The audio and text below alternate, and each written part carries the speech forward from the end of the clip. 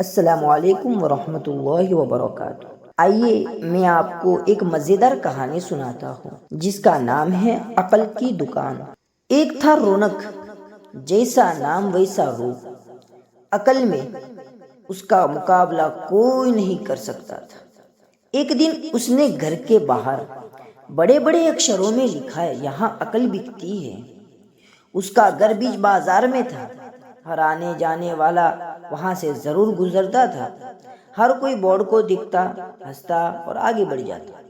रौनक को विश्वास था उसकी दुकान एक दिन जरूर चलेगी। एक दिन एक अमीर महाजन का बेटा वहां से गुजरा। दुकान देखकर उससे रहा नहीं गया। उसने अंदर जाकर रौनक से पूछा, यहाँ कैसी अकल मिलती है और उसकी कीमत क्या है?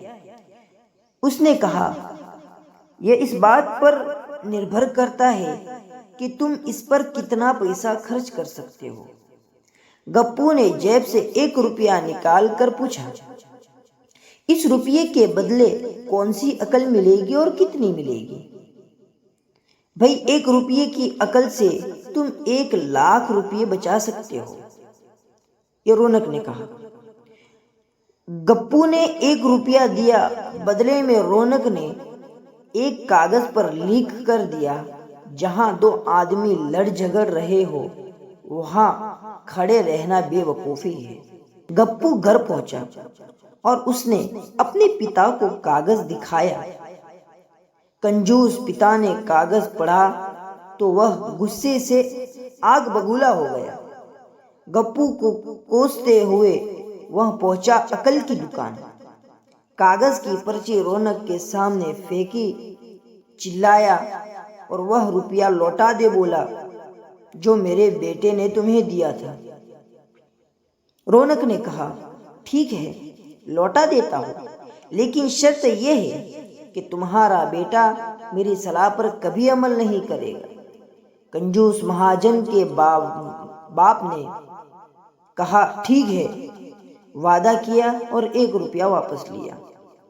उस नगर के राजा की 2 रानियां थीं। एक दिन राजा अपनी रानियों के साथ जौहरी बाजार से गुजरा। दोनों रानियों को हीरो का एक हार पसंद आ गया।